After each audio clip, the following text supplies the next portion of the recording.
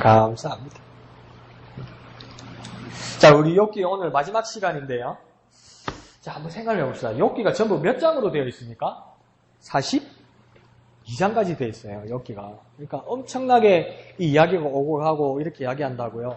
그러니까 욥기를 보면서 우리가 느끼는 게 우리가 뭐냐면 욥하고 비슷한 감정을 느낄 때면 고통의 원인은 무엇일까? 왜 이렇게 고통스럽지? 그러면서 욥기를 본다고요.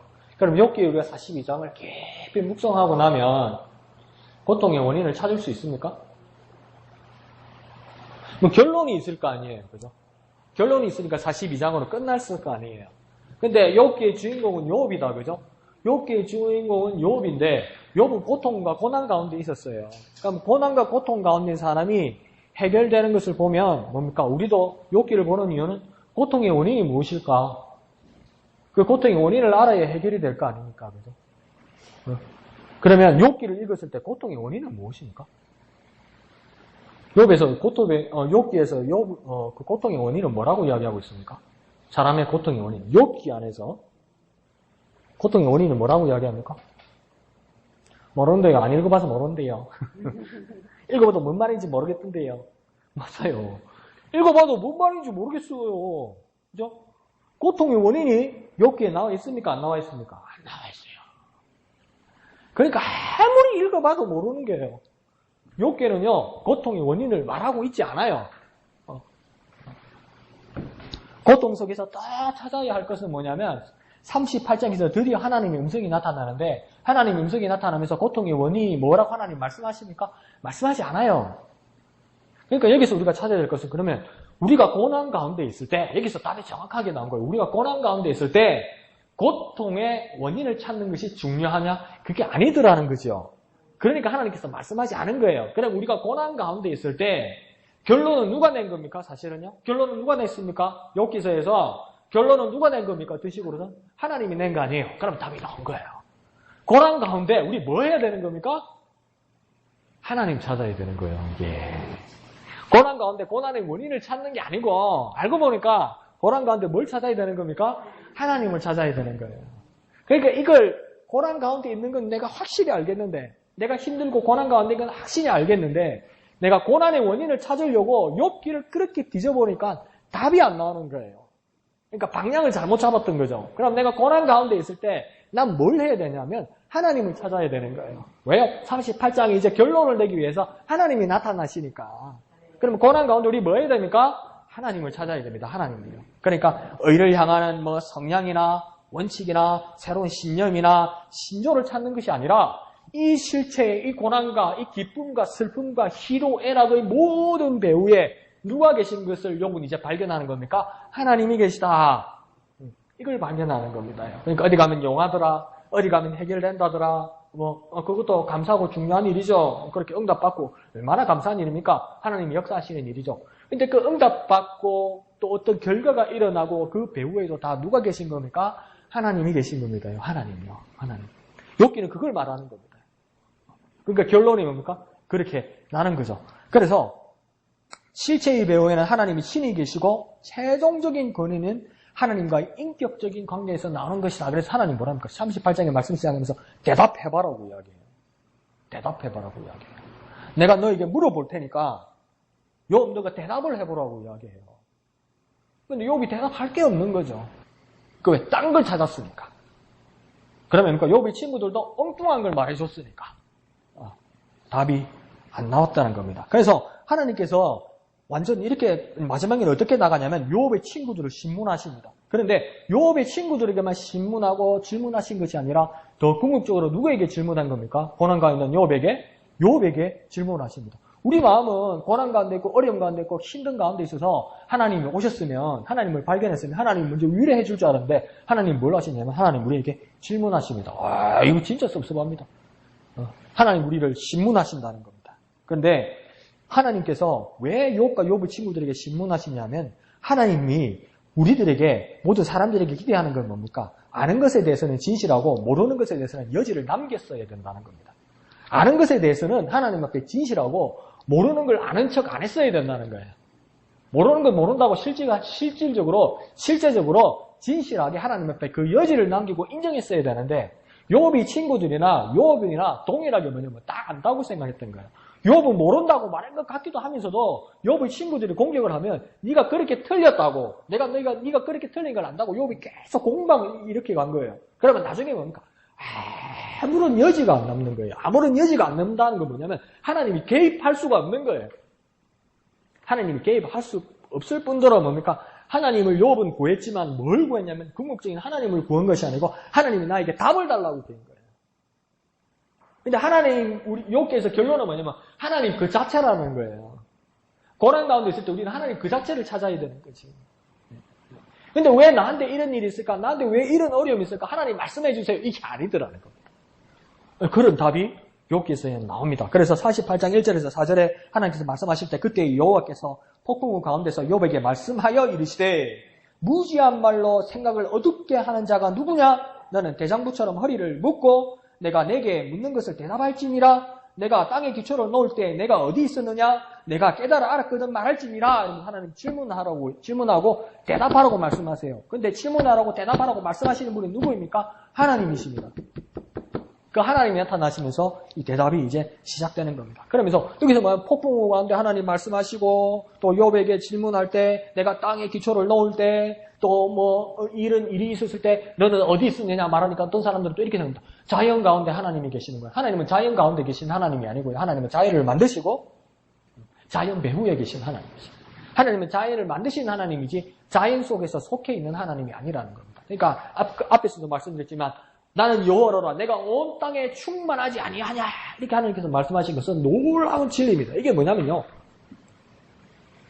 하나님 어디 계시냐 여러분 내 마음에 계시다. 어떤 사람은 하나님 어디 계시냐면 저 천국에 계시다. 주일학교 애들은 찬양을 부르면서 저 높은 우주에 천국을 만들고 주 믿는 자를 오라네 이렇게 부른다고요. 그럼 하나님 도대체 어디 계시냐고요. 그런데 성경에서 말할 때 한 가지 답은 뭐냐면 나 여호와는 온 천지에 충만하지 아니하냐 이렇게 이야기하잖아요. 그러니까 하나님은 공간 안에 갇혀있는 하나님이 아니라는 걸 말하는 거예요. 여기서 충만하다는 말은 뭐냐면요.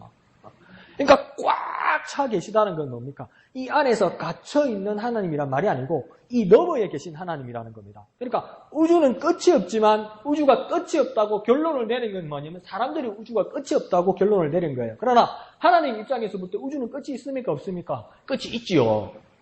우주 그 끝을 넘어서서 뭐가 있습니까? 하나님 나라가 있는 거 아니에요. 그럼 하나님 어디 계시냐 그러면 하나님 또 하나님 나라에 계시다고 그래요. 그럼 그것도 100% 맞는 말이 아닌 게 그럼 하나님은 하나님 나라에 갇혀 있는 거 아니에요. 그게 아니라고요. 하나님이 뭡니까? 하나님 나라에 갇혀 있는 것이 아니라 하나님 나라에 충만하신 하나님이라고. 그럼 하나님 나라에 충만하신 하나님이란 뭡니까? 하나님 나라에 넘어서 계신 분이라고요. 네. 안 가져왔구나. 이게 만약에 휴대폰이라고 치면, 휴대폰을 만든 사람이라고 친다면, 휴대폰을 만든 사람은 휴대폰 안에 있는 것뿐만 아니라 휴대폰 밖에 있어서 휴대폰 모든 것의 기능을 알고 있는 사람이잖아요. 이게 휴대폰을 만든 사람이잖아요. 그럼 하나님도 온 천지를 만드시고 하나님이 천국을 만드시고 있는 천국을 만드신 하나님이라면 하나님은 온 우주나 천국에 같이 있는 하나님이 아니라 온 우주와 천국을 뭡니까? 바라보고 조종하고 모든 것을 컨트롤할 수 있는 충만하신 하나님입니다. 그러니까 하나님이 욥에게 대답하신 건 정확한 답인 겁니다. 뭐예요? 고난의 문제나 고난을 해결하기 위해서 고난에 대한 해답을 찾는 것이 아니라 온 천지에 충만하신 하나님이 질문하실 때 대답해보라고 말하는 겁니다. 그래서 그게 하나님의 대답이 되는 거죠. 모든 인생의 대답이 되는 거죠. 그래도 목사님 그거 애매한데요. 하나님이 답이라는 그거 내도 말하겠는데요. 실질적으로 적용하면 하나도 안 맞던데요. 그 말도 맞습니다. 그런데 왜 이 말을 하냐면 경험이나 법칙을 통해서 하나님을 아는 건 나쁜 것 아니에요. 그런데 그보다 더 중요한 것은 뭐냐면 하나님의 계시 외에 하나님 알 수 없는 것들이 있어요. 하나님이 직접 말씀하시지 않고 하나님이 직접 보여주시지 않으면 하나님을 깨닫지 못하는 그게 뭐냐면 그게 계시입니다. 뭐라고요? 계시라고요. 뭐라고요? 계시라고요. 뭐라고요? 계시라고요. 인간의 지혜나 능력이나 경험으로 경험한 것을 유추해서 추측해서 종합해서 하나님 있구나. 이건 사람의 방법이에요. 그런데 이게 뭡니까? 어디까지 알 수 있냐는 거예요. 어느 선에서 몰라요. 왜요? 하나님 우리 사이는 너무나 다르기 때문에. 그래서 우리가 하나님의 은혜를 읽는 방법은 뭐냐면 계시라고요. 계시. 하나님께서 직접 우리에게 비춰주시는 거라고요. 못 간다고 전해라. 이렇게 누구 시켜서 전하는 것이 아니고 하나님께서 직접 말씀하시고 직접 보여주시는 걸 뭐라고 하면 이걸 계시라고 그런다고요. 왜 계시가 절대적으로 필요하냐면요. 계시가 없으면 누가 전해줄 때 잘 못 전해준다는 겁니다. 계시는 뭡니까? 직접 비춰준다는 겁니다. 직접 조명해 주신다는 거예요. 그때만이 하나님을 만날 수 있고 하나님이 가능하다는 겁니다. 하나님 지금 요백에 뭡니까? 직접 비춰주시고 직접 말씀하셨다는 거. 이게 뭡니까? 계시라는 겁니다. 계시. 그럼 여러분 계시 받았습니까? 아닌데요. 저 계시 받은 적 없는데요. 목사님 그거는 특별히 은사들과 있는 사람이 받는 게 계시 아닙니까? 그래서 그게 계시죠. 그죠? 계시 받았죠. 집사님 오늘부터 동쪽으로 가지 마세요. 사흘 동안. 이게 계시 아닙니까? 집사님 내일 아침에 안경 뜬 사람 만나지 마세요. 이게 계시 아닙니까? 이게 계시 아닙니까? 와, 이게 또 헷갈리는 거예요. 나 계시 받은 적이 한 번도 없는데. 그래서 난 하나님의 은혜가 없구나. 이 말이 아니고요. 가장 정확한 계시가 뭡니까, 여러분? 여러분 도무지 알 수가 없었는데, 하나님은 도무지 만날 수가 없었고, 저와 여러분은 도무지 구원받을 수 없었는데, 하나님이 보내신 예수로 말미암아 내가 구원받았다는 것은 뭘로 증거합니까? 그렇죠. 가장 정확한 계시는 어디에 있는 겁니까? 말씀에 있는 겁니다요. 이거는 뭡니까? 목사님이 아침에 말씀하셨듯이 수천 년 동안 변하지도 않고 계속 그렇게 유지해 될 수 있었던 이 놀라운 이 말씀은 뭡니까? 이 우리가 알 수 있고 우리가 깨달을 수 있는 근거가 된 겁니다. 이게 뭡니까? 특별한 계시라는 거예요. 그런데 이 성경의 말씀이 어떤 다른 책과 비교가 해서 비슷하거나 누가 성경을 안 봐도 내가 알 수 있을 만한 것이 있거나 성경 외에도 내가 구원받을 만한 것이 있거나 그러면 이 성경은 뭡니까? 계시가 아니에요.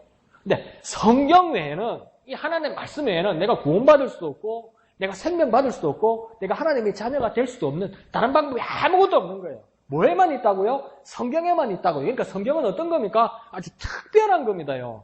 성경은 뭐라고요? 아주 특별한 겁니다요. 성경은 뭐라고요? 아주 특별한 겁니다요. 특별한 게 아니고 특별한 겁니다. 왜요? 이 성경 외에는 내가 구원받을 만한 다른 게 아무것도 없어요. 다른 데서는 구원받을 수 없어요. 그러니까 저와 여러분 계시를 받은 겁니까? 안 받은 겁니까? 받은 거죠. 받은 거죠.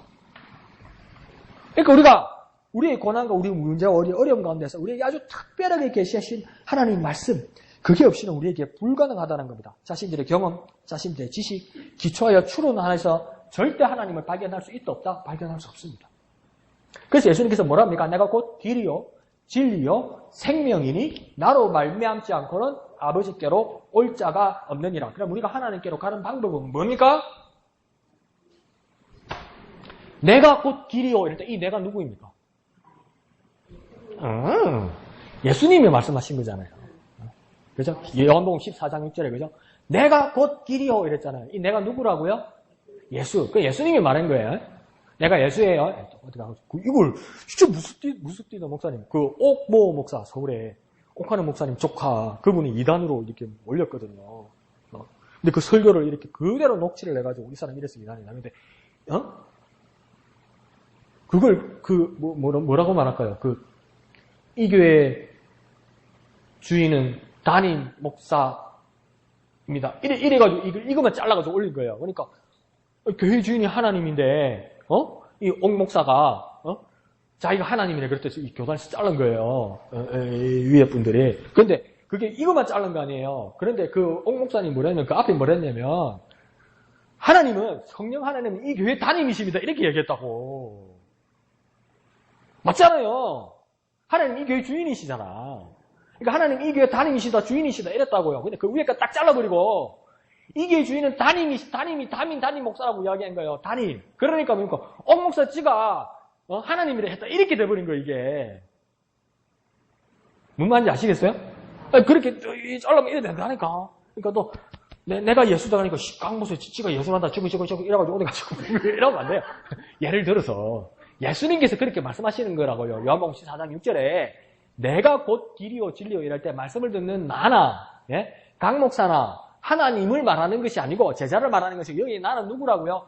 나 예수가 내가 곧 길이요 진리요 생명이니 그 다음 뭐라고요? 나로 말미암지 않고는 이 나는 누구입니까? 예수로 말미암지 않고는 아버지께로 올 자가 없다. 그럼 우리가 아버지께로 가야 되는데 누구를 통해서 가는 겁니까? 예수를 통해서 가는 거예요. 제가 그 말씀을 드리는 거예요.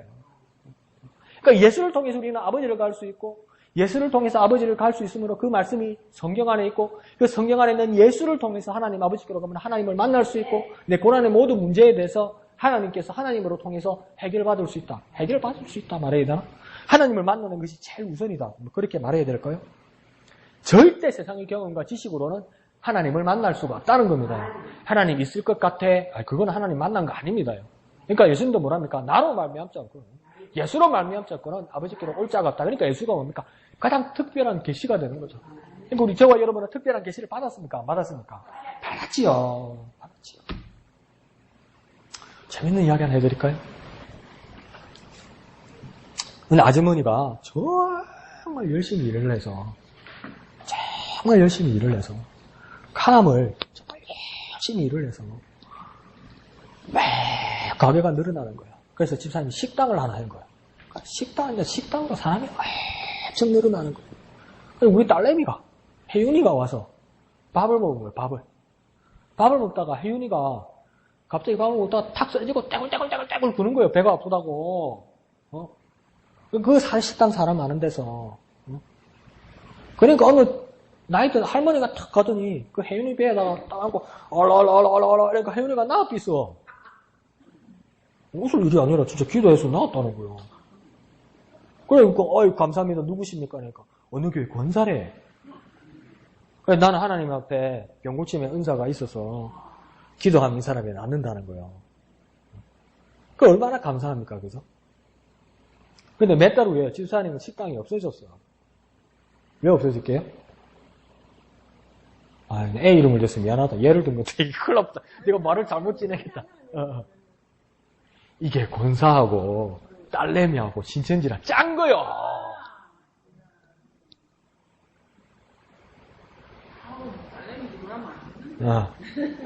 집이 호딱 넘어간 거예요. 그 또 한 가지는 또 어떤 일이 있냐면 어떤 분이 남편이 돌아가셔서 너무나 슬퍼서 항상 기도하고 있는데 어떤 사람이 교회를 탁 오더니 집사님 하나님께서 집사님 남편 잘 계시다고 뭐 말씀하신다 이런 식으로 말을 하는 거예요. 그래서 그냥 갔어. 그러고 그냥 헤어졌어. 다시는 못 만났어. 근데 다른 분이 와서 성경을 가르치고 말하면서 이렇게 막 감동이 됐어. 그리고 성경 공부하러 딱 들어갔는데 보니까 그때 말했던, 예언했던 그 사람은 거기 있는 거예요. 이게 하나님께서 함께 하시는구나. 다 짠 거예요. 신천지가. 그런 계시를 이야기하는 게 아니에요. 그런 계시에 쓰려고 하는 게 아니에요. 진짜 가장 우리에게 주신 가장 특별하고 가장 놀라운 계시는 뭡니까? 예수 그리스도라는 겁니다. 그 예수 그리스도 통해서 하나님을 만난다는 겁니다. 그러니까 사람들의 경험, 지식을 가지고 예수를 만날 수가 없다는 거지. 이해하시죠? 자, 그러면서 욥기 39장에서 40장까지는 하나님께서 뭐 어떻게 만들었고 어떻게 지어졌고 이런 것을 이야기하면서 우주 전체가 상징화되고 표현됩니다. 그래서 우주 내가 이렇게 지었고 그때는 너희가 어디 있었느냐, 너는 어떤 모습이었던 걸 네가 아느냐 하면서 하나님께서 어떻게 우주와 이 세상을 지어왔는지를 하나님께서 말씀하십니다. 그런데 그걸 뭡니까? 상징화합니다. 왜 상징화하냐면 그럼 하나님 진짜 이 모습 이대로 지은 거겠습니까? 아니겠습니까? 한번 물어봅시다. 하나님께서 이 모습 이대로 진짜 하나님 39장에서 49장까지 이렇게 말씀하신 대로 이 우주를, 이 세상을 이렇게 지은 거겠습니까? 아니면 다른 모습이겠습니까? 하나님 말씀하신 건데? 하나님 말씀하신 건데? 맞겠죠, 그죠? 맞겠죠. 근데 뭐가 좀 이상해. 뭐 주무리고 만지고 뭐 말을 해서 뭐 이렇게 만들고 이런데 과학적으로 보면 안 맞아.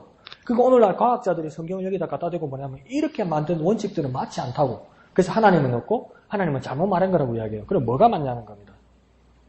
근데 왜 하나님께서 이 방면에서 이렇게 이야기했냐면 욥은 어느 시대 사람입니까? 욥과 동시대 사람이 그때 누구라고 그랬죠? 아브라함이에요. 이거. 창세기에 나오는 아브라함과 같은 동시대의 사람이죠. 욥이. 꽤 옛날 사람이에요. 그 옛날 사람이기 때문에 지금 우리가 하는 말로 표현을 할 수도 없고 지금 우리가 하는 말로 그것을 표현하면 하나님이 어떻게 만드신 것에 대해서 아무도 이해 못해요. 아무것도 이해 못해요. 아무것도 못해요. 그 당시 사람들이 이해할 수 있을 정도로 하나님께서 수준을 낮추어서 이야기하는 거예요. 근데 과학자들은 그러니까 21세기를 사는 과학자들은 자기가 알고 있는 것 가지고 그게 다라고 이야기하고 하나님이 이렇게 지었다는 것이 가짜라고 이야기해요. 근데 과학자들도 뭐가 문제냐면 자기가 알고 있는 한계를 가지고 이게 다라고 이야기한다고요. 그러면 한번 생각해 봅시다. 자, 오늘 아침에 새벽에 일어나서 딱 보니까 태양이 저 바다에서 이렇게 떠요. 그러면 뭐 과학의 어떤 법칙에서 이 태양이 뜬다고 이야기했죠. 그게 사실이겠죠. 그렇지만 우리는 태양이 떠오르는 것에 대해서 과학적으로 어떤 기후에 의해서 어떤 원칙에 의해서 떠오른다는 것은 사실이지만 그것만 가지고 태양이 떠오르는 것은 우리는 감상하지 않는다고요. 태양이 떠오르는 것에서 막 감동이 일어나고 막 뭔가 마음이 벅찬 것도 있고 막 우리의 추억도 일어나고 그걸 과학이 설명할 수 있냐는 거예요. 설명할 수 있습니까? 내 마음의 감동을 과학이 설명할 수 있습니까? 그건 할 수가 없어요. 그와 마찬가지로 뭡니까? 더 나아가서 영적으로 하나님이 하신 일에 대해서 과학이 지금 설명할 수 있습니까? 설명할 수가 없어요. 설명할 수 없는 것에 대해서 과학이 이게 이렇다 저렇다 말하면 그게 맞습니까? 100% 맞지는 않다고 이야기하는 겁니다. 그러니까 우주 전체가 상징적으로 이 말을 했다는 건 뭡니까? 사람들이 다 이해할 수 없지만 하나님께서 그렇게 하셨다는 것에서 사람들이 이해할 수 있도록 말씀하셨다는 겁니다. 뭐 하도록요? 이해할 수 있도록. 이해할 수 있도록. 그러니까 가장 나쁜 건 뭡니까? 어렵게 말해가지고 내가 무슨 말인지 모르겠지?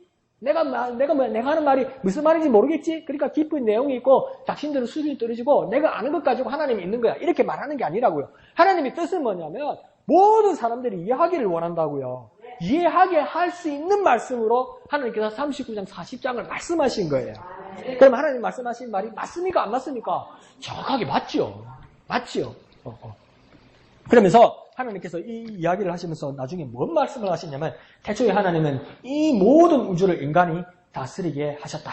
그런데 내가 왜 이렇게 아쉽게까지 이 세상이 이렇게 만들어졌고 오늘날 이렇게 사람이 하지 못한다는 것을 말하는 거냐면 그렇게 할 수 없는 이유는 인간이 하나님의 질서를 망가뜨렸기 때문이라는 것을 말씀하기 위해서 이렇게 이야기합니다.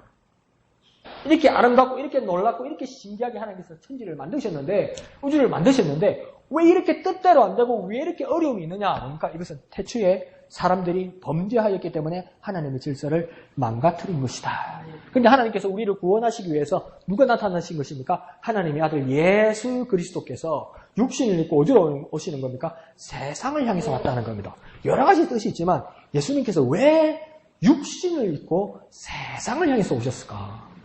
여러 가지 뜻들이 있겠죠. 그런데 바울은 나중에 뭐라고 하냐면 천지 창조 때 하나님께서 만드신 그 남자를 뭡니까? 첫째 아담 이렇게 이야기하고 예수를 누구라고 또 비유합니까? 둘째 아담, 마지막 아담 이렇게 이야기해요.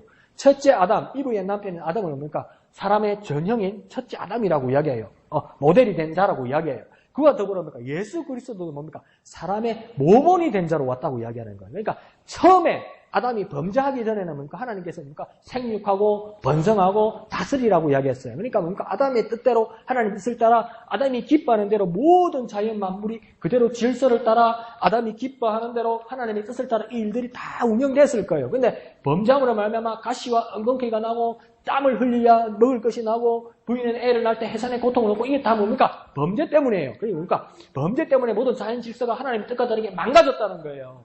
사람이 할 수 있었는데 사람이 또 망가뜨렸다는 거예요. 그러면 다시 회복하기 위해서 뭔가 또 다른 모델, 완벽한 모델을 보여줘야 되는데 그 완벽한 사람으로서의 모델이 누구라는 거니까? 예수 그리스도라는 거예요. 그 예수 그리스도는 뭡니까? 세상에 와야 된다는 거예요. 왜? 세상의 질서를 회복해야 되니까. 세상의 질서를 회복하는 그 전형을 보여줘야 되니까. 그 하나님의 아들이 저 하늘에서 너의 자를 사노라 이래도 다 될 건데 뭡니까? 회복되는 그 전형 원래의 질서를 보여줘야 되기 때문에 뭡니까? 하나님의 아들이 세상으로 와야 된다는 거예요. 세상으로 했는데 그냥 영으로 오면 안 되더라는 거예요. 왜 영으로 오면 안 됩니까? 육신을 입고 와야 된다는 거예요. 육신을 입고. 그러니까 그래야 완전한 사람이지. 완전한 사람으로 오신 거예요. 예수님은 완전한 사람이십니다. 완전한 모델의 사람이십니다. 하나님의 아들이시면서 완전한 사람이에요. 그러니까 예수님께서 오시니까 뭡니까? 세상의 모든 질서가 잡히기 시작하더라는 겁니다. 그게 상징적으로도 뭘 이야기하냐면 예수님께서 금식하셔서 침례요한에게 침례 받으시는 게 40일 동안 금식하시잖아요. 광야에서 금식하셨다고 이야기하잖아요. 복음서가 여러 가지로 이야기를 하고 마태복음과 누가복음은 뭡니까? 마귀에게 유혹받는 항목까지도 다 나와 있어요. 요한복음에는 생략됐지만 마가복음에는 뭡니까? 짧게 그러니까 예수님께서 금식하셨다고 내용은 안 나와요. 근데 마가복음에 참 놀라운 내용이 나오는 게 뭐냐면 예수님께서 금식하시는 동안 어떤 일이 일어났다고 이야기하냐면 들 짐승들이 예수님과 함께 있었다고 이야기해요. 지 내고 있네. 지 내는 게 아니고 집에 가서 찾아보세요. 있어요. 들 짐승들이 예수님이 금식하는 동안 예수님과 같이 있을 때 예를 들면 호랑이, 늑대, 사자, 뱀이 이런 것들이 뭡니까? 예수님과 같이 있었어요.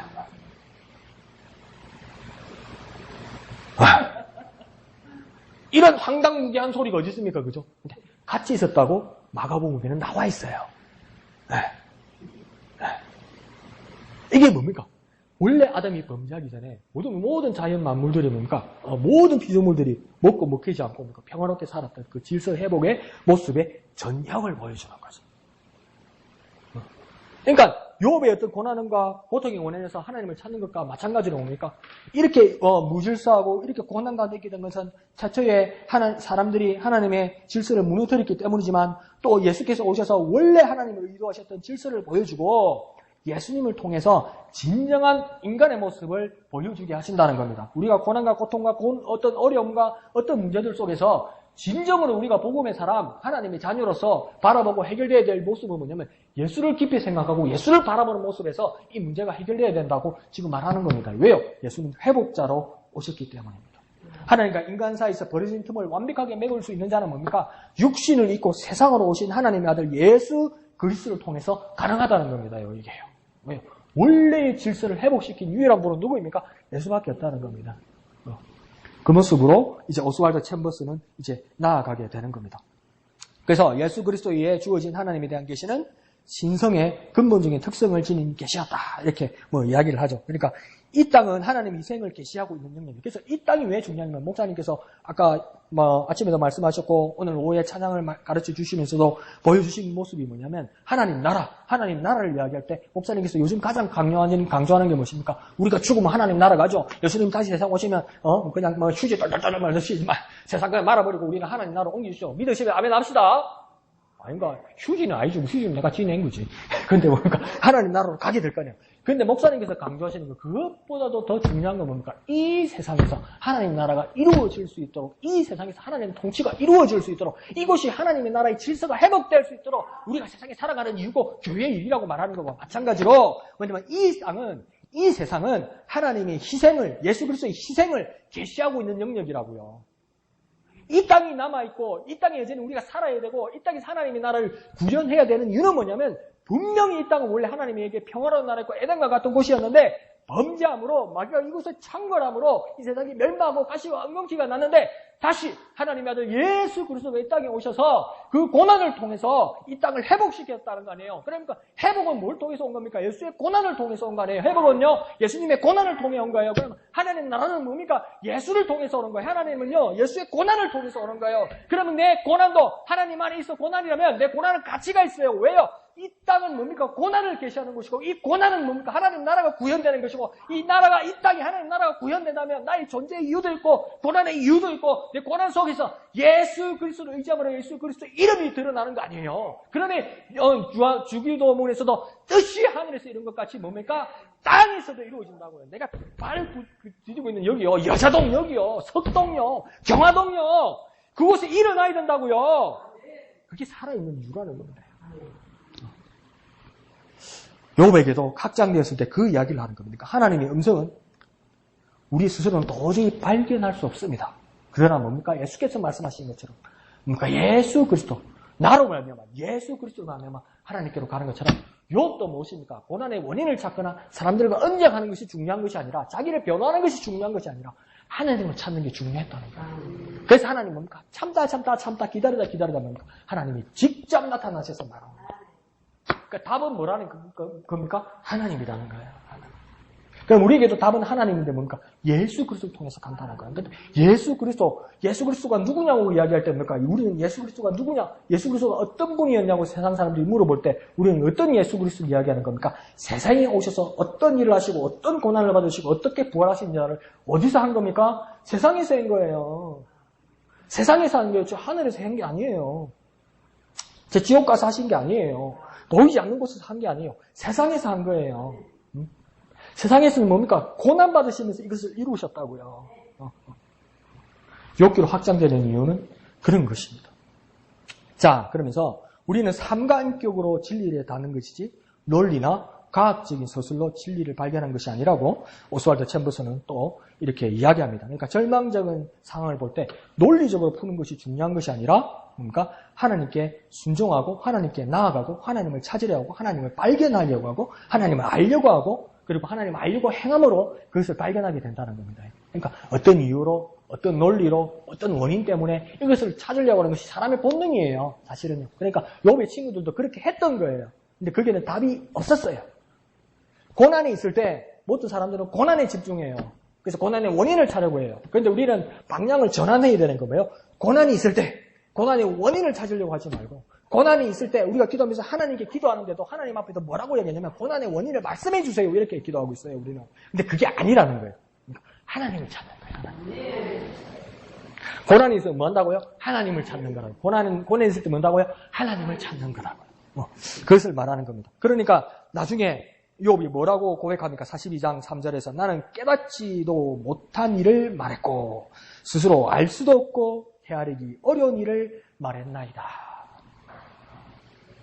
욥의 목표와 욥의 친구들의 목표는 선명했어요. 이 고난의 원인이, 이 고통의 원인이 무엇인가를 발견하려고 그랬어요. 정확한 목적의식이 있었어요. 정확한 목적이 있었어요. 안 그래요? 저와 여러분이 밥을 먹는데도 소화가 안 돼. 미세미세가 외롭고. 그러면 뭡니까? 아프면 원인을 알려고 병원에 가서 진단도 받고 사진도 찍고 호수도 넣어보고 뭐 이러는 거 아니에요. 그게 사람의 상식 아니에요. 그래서 고침을 받기도 하잖아요. 그런데 욥도 분명히 그랬어요. 내가 왜 이렇게 우리 자식들이 죽고 내 자산이 없어지고 마누라는 보따리 싸가 가려고 그러고 친구는 일주일 참더니 욕하고 벌 받았다 그러고 그렇게 이야기하니까 뭡니까? 욥은 나는 그게 아니라고. 그래서 이 고난의 원인은 그게 아니고 다른 데 있을 거라고 이렇게 싸우는데 그러니까 욥의 친구들과 욥은 목적의식이 정확했어요. 고난의 원인이 뭔가. 그런데 뭡니까? 나중에 하나님 앞에 대답하는 건 나는 깨닫지 못한 일을 말했고 스스로 알 수도 없고 헤아리기 어려운 일을 말했나이다. 뭡니까? 엉뚱한 일을 찾고 있었다는 겁니다. 남의 다리 긁고 있었다는 겁니다. 그러니까 하나님을 찾고 있지 않았다고 이야기하는 거예요, 지금요. 답이 하나님께 있었는데, 하나님께 있었는데. 참. 야, 이렇게 마지막에 와서 깨닫는 것만 해도 대단하죠, 그죠? 근데 그 깨닫는 놀라운 역사가 욥만을 부러워할 것이 아니라, 우리 라합이 오늘 지하에서 얼마나 부러웠어요, 그죠? 라합이, 조국과 어떤 모든 것을 버리고 막 모험을 걸어서 목숨을 걸고 정탐꾼들을 살려줘서 가족들이 구원받으려고 하고 하나님 편으로 설레 했던 것처럼 그게 얼마나 부러웠어요. 그죠? 이런 믿음이 어디 있을까? 욥처럼도 막 이런 고난 가운데 하나님 찾는 게 얼마나 축복될까? 나한테 그런 일이 있을까? 에이, 저와 여러분 다 봤잖아. 저와 여러분 다 보는 거잖아. 결론이 어떻게 나고 어떻게 믿으면 어떻게 하나님 만나고 어떻게 축복받고 이거 다 아는 거잖아요. 이야, 이게 땅 짚고 헤엄치긴 거예요. 라합보다도 더한 믿음, 욥보다도 더 큰 회복이 우리에게 일어날 수 있는 거예요. 왜요?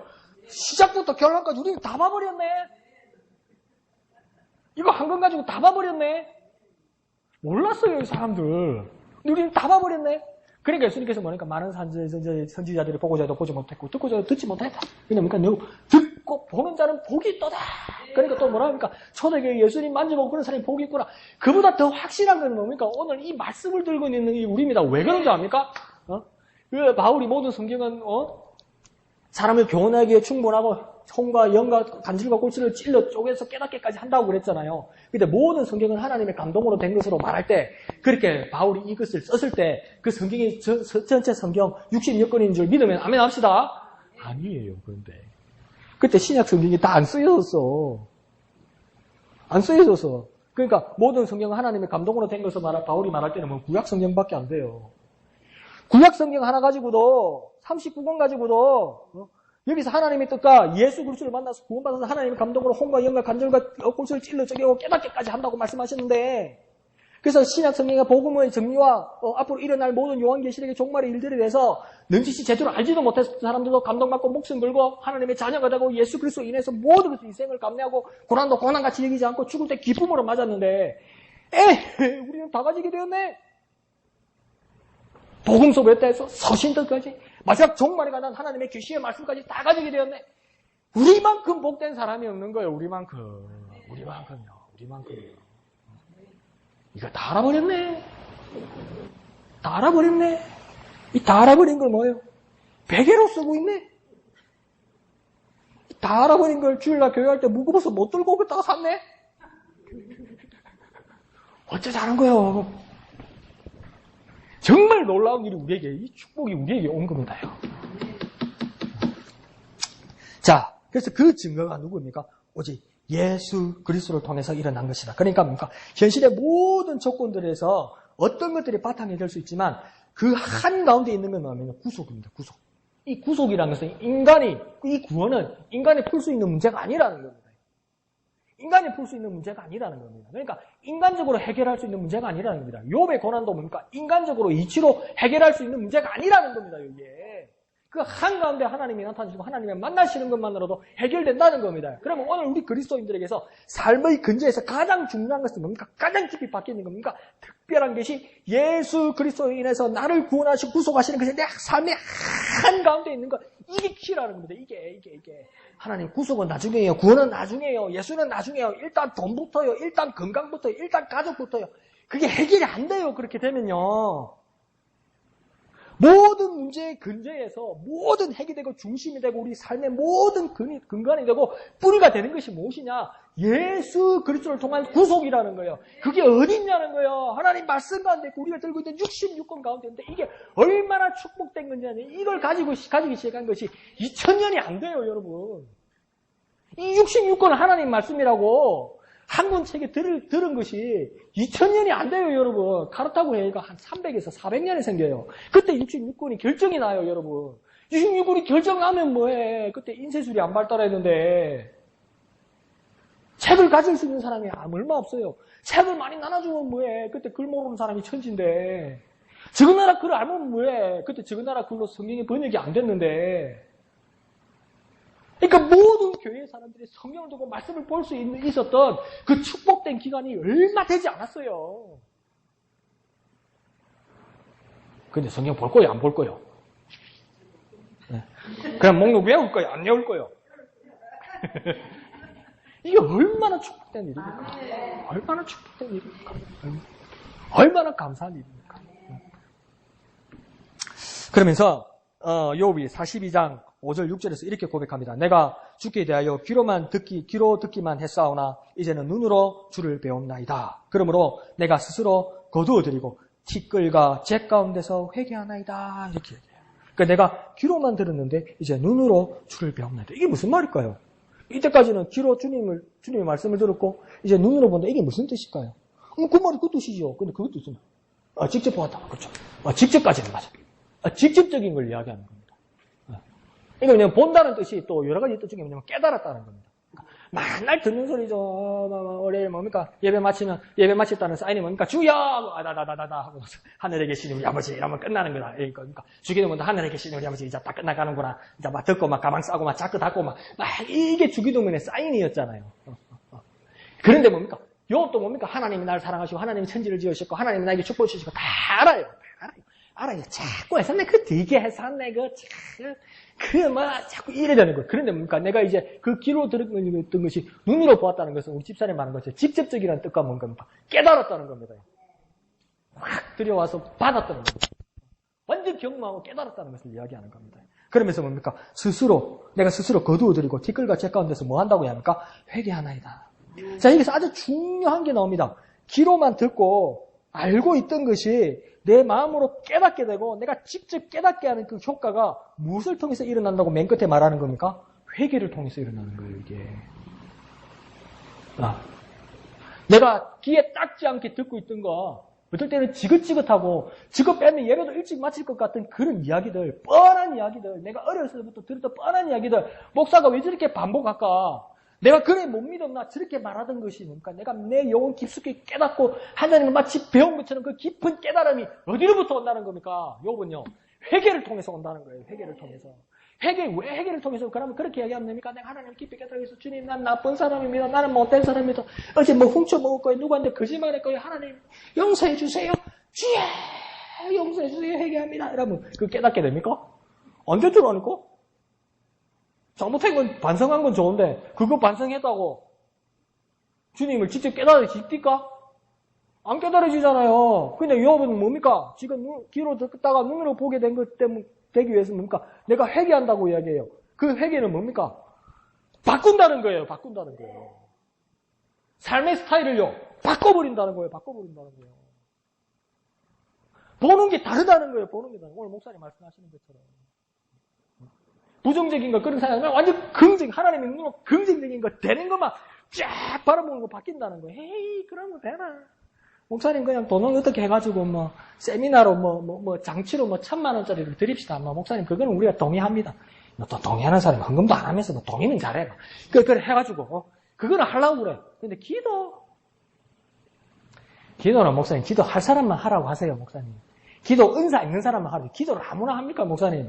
2분 3분 지나면 좀 있어서 미치고 환장하겠는데 목사님 기도는 은사 있는 사람만 하라 그러고요. 저는 빼주세요. 저는 헌금이나고 해야 동의나 해드릴게요. 대출 합시다. 꾸라는다는 거 아니에요. 근데 가장 중요한 건 뭐라는 겁니까? 기도라는 거네요. 이전에는 돈으로 된다 그러고 이전에는 장치를 해야 된다고 이야기하고 이전에는 어떤 분위기를 해야 된다고 이야기하는데 그건 이전의 방식이었다는 거예요. 그것도 될 수가 있겠지요. 될 수도 있어요. 될 수도 있는데 뭡니까? 바뀌는 방법은 뭡니까? 진짜 이것만 본다는 거예요. 기도가 된다고 믿는다는 거예요. 기도가 된다고 믿는 거예요. 이전에는 돈이 된다고 생각했는데 이제는 뭡니까? 기도가 된다고 믿는다는 거예요. 그러니까 뭡니까? 보는 걸 바꿨다는 거 아니에요. 돈으로도 될 수 있을 거예요. 1억 안 되면 2억 먹고 2억 안 되면 3억 먹고 안 되면 끼어내고 들어가면 5억 먹고 되겠지 일이 나도 나겠지 일이 안 나겠어요? 돈을 확 뿌리고 이러면 일이 안 나겠어요? 저게 돈 뿌리 준다면 일이 나지는 않겠어요? 그 길을 타서 복음을 증거하면 안 되겠어요? 그걸 해보라고 그래. 그런 눈도 있다는. 근데 그런 거 포기해버리고, 그러니까 오직 기도. 기도의 눈으로 바꿨다는 거 아니에요. 이걸로 바꿨다는 거 아니에요. 돈에서 기도로 바꿨다는 거예요. 이게 회개라고요. 바꿔버리는 게 회개라고요. 바꿔버리는 게 뭐라고요? 회개라고. 회개는 뭐예요? 바꿔버리는 거라고. 회개는 뭐예요? 바꾸는 거라고요. 회개는 뭐라고요? 바꾸라는 거예요. 내나 그대로 살면서, 내나 그따구로 말하면서, 내나 그따구로 불평하면서, 내나 그따구로 세상 이야기하고 부정적인 이야기하고 그냥 난 욕이라고 함담이나 하고 안 된다 그러고 해봐라 내가 되는 거 손에 장을 찢는다 그러고 그런 식으로 이야기하면서 교회 와가지고 기도하는 척하고 그래가지고는 안 된다고요. 바꿔버리라고요. 그 바꿔버리는 방법 중에 하나가 뭡니까? 오늘 목사님 말씀하실 때 기도였다는 거 아닙니까? 그게 회개의 모습이라는 거 아니에요. 욥이 회개합니다. 회개해야 됩니다. 고쳐 먹어야 되고요. 바꿔 먹어야 됩니다. 그게 회개라고 이야기하는 겁니다. 자, 그러면서 하나님께서 욥의 친구들을 통렬하게 책망하십니다. 종교적인 교사는 사람들에게 당신이 왜 고난을 당했는지 이게 무슨 원인인지 말해줄 수 있다고 이야기합니다. 그런데 중요한 건 뭔지 압니까? 말해주면요 일리가 있어요. 들어보면 일리가 됐어요. 다 말이 돼요. 전문가들이니까 말이 돼요. 근데 그 이야기를 듣고 그렇게 내가 이래서 문제가 되었구나. 그러면 또 말하는 사람이니까 이야 내가 참 말을 잘해. 이 원인을 잘 밝혔어. 이렇게 말할 수는 있는데 우리는 중요한 게 뭐냐면 마지막에 딱 하나님 앞에 서야 되는데 하나님께서 그건 내 뜻이 아닌데 그러면 어떡할 거예요?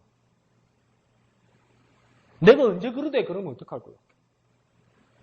내가 언제 그런 식으로 말하대? 그러면 어떡할 거예요? 하나님 중요한 건 그거 아닙니다. 내가 어떤 식으로도 말하려고 세상적으로 말해도 사람들이 따라오고 교회가 이런 식으로 사람들이 따라옵디다. 하나님 좋은 게 좋은 것 아닙니까? 그때 하나님 뭐라고 하냐? 내가 언제 그런 식으로 말하대? 이게 심각한 문제라는 거예요. 그런 질타를 받을 수 있다는 것을 우리가 생각하고 하나님 앞에 귀 기울이고 하나님의 말씀을 깨달으려고 하나님의 뜻을 깨달으려고 해야 된다는 겁니다. 하나님이 나에게 나타나시기를 원하고 그 하나님을 바라고 그 하나님을 갈망하는 우리가 되는 것이 가장 바른 태도라는 겁니다. 그래서 하나님에 대해 옳게 말하려면 반드시 하나님과의 그 인격적인 관계 가운데 있어야 되는 거예요. 하나님과의 관계 가운데 있어야 되는 거예요. 하나님을 직면하고 하나님을 대면한다는 마음으로 말씀을 받고 말씀을 깨닫고 그러니까 항상 큐티해야죠. 그 가운데서 일어나는 일이라는 거예요. 목사님 무슨 뜻인지 말해주세요. 도와드릴 수 있지만 목사가 무슨 하나님이라서 내가 정답을 여러분에게 말하겠어요. 여러분 도와드리는 거 말고 뭘 하겠어요 목사가. 여러분에게 직접 하나님께 듣고 할 수 있도록 여러분 도와드리는 거 말고 내가 뭘 하겠어요. 그러니까 누가 뭘 말하던데 누가 뭐라고 그러는데 그건 답이 아닐 수도 있습니다. 자, 마지막에 42장 10절에서 욥이 그의 친구들을 위하여 기도할 때에 여호와께서 욥의 공경을 돌이키시고 욥에게 이전의 모든 소유보다도 갑절이나 주신지라. 이 보세요. 이게 성경이요. 말이 안 되는 소리가 참 많아요. 말이 안 되는 소리가 참 많아요. 이 보세요. 한 부분만 딱 끊어서 말하면요. 욥이 그의 친구들을 위하여 기도할 때, 그리고 언제요? 욥이 그의 친구들을 위하여 기도할 때. 뭘 위해, 자기를 위해서 기도한 것이 아니고 친구들을 위해 기도했어요. 그런데 결과는 뭡니까? 여호와께서 욥의 공경을 돌이키셨답니까? 욥의 공경을 회복되게 하셨고 욥에게 이전 소유보다 갑절이나 주시니라. 그러니까 이게 이래서 해결이 안 됐던 거예요. 욥은 내 공경과 내 가난하게 된 것에 대해서 내 공경과 가난의 어떤 부분에서 회복하고 커버하고 회복되고 무엇이 다시 쌓여져야 된다고 이렇게 생각했던 거예요. 근데 여기 답은 그게 아니더라니까. 욥의 친구들에서 욥은 기도하고 있었어요. 오지랖도 넓지. 지금 내 코가 석지 않지. 내가 죽을 맛인데 잘못된 친구를 위해서 기도하고 있다고요. 그러면 욥은 뭡니까? 자기 문제에 대해서 기도하기 전에 친구를 위해서 기도했다고요. 그런데 결과는 뭡니까? 친구의 회복 전에 뭡니까? 자기가 회복이 일어나더라는 겁니다. 이게 말이 안 되는 소리예요, 세상적으로는. 문제 안에 들어가서 문제를 직면하고 문제를 해결해야 될 거 아니에요. 그 문제는 접어두고 욥의 친구를 위해서 기도했다니까요. 그러니까 이때까지 안 풀렸던 거예요. 40장까지. 41장까지. 내가 예언하는 능력이 있어. 가라도 왜 그렇게 안 풀리는 줄 압니까? 그 문제에 집중해서 그래요. 그럼 내가 보면 니나 잘해라. 저도 잘해야 되겠어. 그 문제에 집중하면 이래서 안 되는 것밖에 안 나와요. 해봤자 안 되는 거고. 말씀드릴게요. 해봤자 안 되는 거고. 해봤자 안 되는 거예요. 내가 아무리 발버둥 쳐봤자 안 되는 거예요. 하나님 이거 이렇게 해달라 해도 하나님 해주지도 않아. 어떻게 보면. 이 말씀대로 하는 중보기도 하는 게 더 중요하다는 겁니다. 이것이 하나님이 역사하시는 방법입니다. 중보기도 할 때 우리에게 자유가 임하는 것을 깨닫게 됩니다. 그러니까 우리가 살다 보면 무책임하게 보이는 큰 실수들과 말로 인해서 막 재난이 발생하기도 합니다. 그런데 뭡니까? 성경은 그것에 대해서 하나님께서 다 책임져 주시겠다고 말씀하는 겁니다. 하나님께서 어떻게 다 책임져 주십니까? 예수 그리스도의 십자가의 구속을 통해서 이 일들이 일어난다는 겁니다. 그러니까 이 모든 일의 회복은 뭡니까? 구속이고 구원이더라는 거예요. 우리가 인생의 궁극의 목적에 대해서 고난이나 고통이나 부족한 부분에 집중해버리면 뭡니까? 인생의 궁극의 목적에 대해서 진짜 부족한 부분에서 진짜 필요한 부분에 대해서 다 잊어버리고 산다는 거예요. 목사님, 자본주의 사회에서 민주주의 사회에서 그게 말이 되는 소리입니까? 말이 안 돼요. 세상적으로 이게 말이 안 돼요. 말이 안 되기 때문에 이게 하나님 나라의 일이에요. 근데 하나님의 목적은 뭐냐면 이 하나님의 나라의 일이 이 세상에 이루어지기를 원한다고요. 이 하나님의 나라의 일이 여러분을 통해서 세상에 이루어지기를 원하니까 이게 얼마나 세상하고 아구가 안 맞겠어요. 세상하고 어떨 때는 얼마나 마음이 안 맞겠어요. 그럼 저와 여러분에게 어떤 일이 일어나겠습니까? 고난이 일어납니다. 고난이 일어납니다.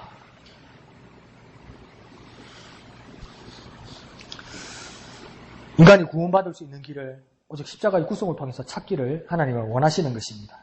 율태에서 그래서 기도하라고 이야기합니다. 하나님의 동료들의 삶에 하나님께서 간섭하실 것이라고 말합니다. 하나님은 구속을 우리의 삶의 기반으로 삼으신 겁니다. 그 속에서 우리는 하나님을 만나게 되는 겁니다. 우리가 그 기반을 의지하여서 기도할 때 하나님은 기도의 응답과 맞물리게 되는 겁니다. 하나님의 마음으로 기도하는 겁니다. 내 소원은요, 하나님의 마음으로 기도하는 겁니다. 내 소원을 내 마음으로 기도하면요, 하나님 내 것 먼저요, 이렇게 돼요. 내 것 먼저.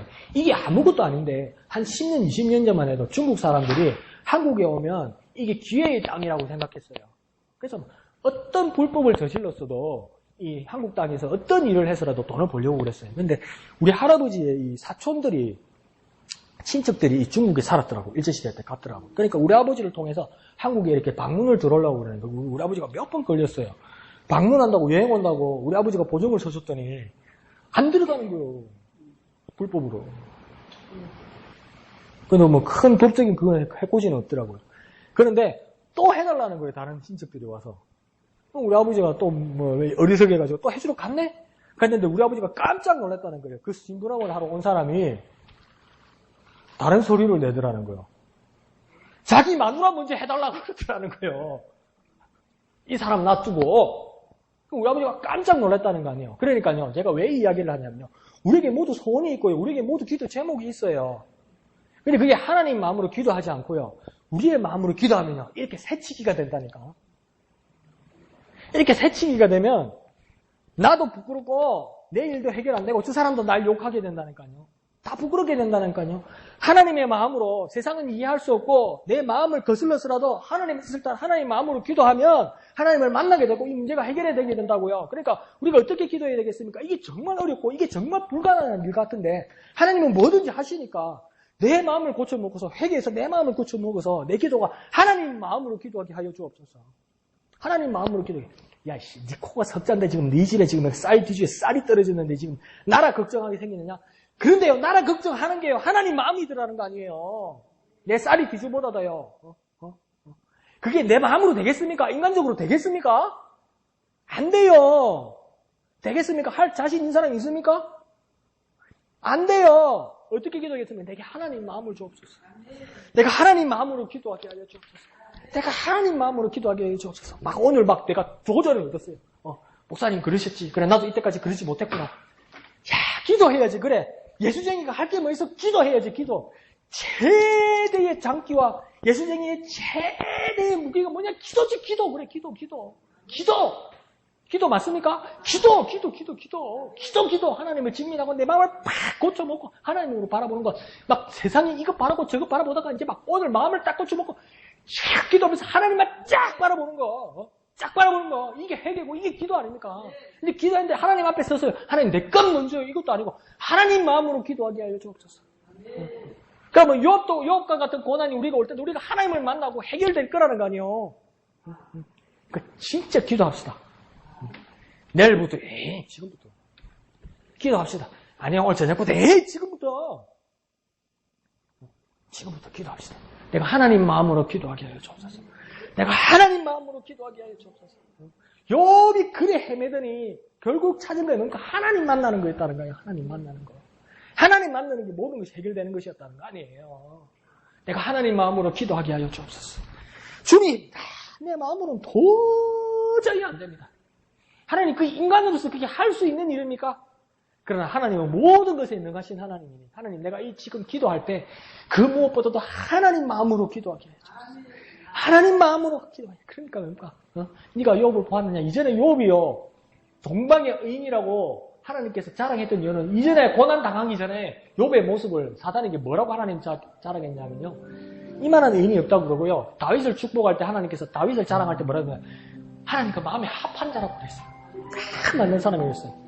그러니까 그 기도가 가능한가 봅니다. 나도 왜 이렇게 더듬노? 말이 안 돼. 이게 가능한가 습디다. 가능한 것 같습디다. 가능한 것 같습디다. 안 되는 게 아니고요, 가능한 것 같습디다. 다윗이 하나님과 마음에 합한 자라고 그러는 거 보니까 사람으로서 가능한 것 같습디다. 하나님 마음으로 기도할 수 있는 것 같습디다. 우리의 일들이 이기적인 거, 인간적인 거, 내 욕심적인 거 내려놓고 하나님 뜻대로 할 수 있는 게 가능한 것 같습니다. 그럼 그렇게 해야죠. 한번 해봐야죠. 하다가 자빠지면 하나님 이렇게 줄 것 같아요. 하나님 위해서 하다가 이래 됐는데. 그죠? 기도합시다. 내가 하나님 마음으로 기도하게 하여 주옵소서. 하나님 마음에 합하게 기도하게 하여 주옵소서. 다윗처럼, 욥처럼 하나님 마음으로 회복되게 하여 주옵소서. 하나님 마음으로 회복되게 하여 주옵소서. 가능할 것 같지 않아요? 오늘 기분이 이상하게 좋아. 될 것 같아. 나는 여름에 기대가 있어요. 말했잖아요. 여름에 뭐가 될 것 같아. 우리 여름에 어릴 때 수련회 얼마나 많이 갔어요. 거기서 은혜 받고 막 세상이 바뀐 것처럼 그렇게 한 달이라도 살았잖아요. 될 것 같아. 이번 여름에 우리 교회에 무슨 일이 일어날 것 같아. 뭐가 될 것 같아. 하나님, 내가 하나님 마음으로 기도하게 하여 주옵소서. 내가 하나님 마음으로 기도하게 하여 주옵소서. 큰 소리로 주님이는 크게 물어봐. 내가 기도할 수 있는 역량만큼. 강 목사 기도 끝났으니까 나 기도 그만할래 그러지 말고 내가 기도할 수 있는 역량만큼 강 목사를 넘어서세요. 강 목사를 밟고 넘어서세요. 그보다 더 하나님의 마음으로 기도할 수 있도록, 하나님의 마음으로 회복될 수 있도록 주님 기도하게 하여 주옵소서.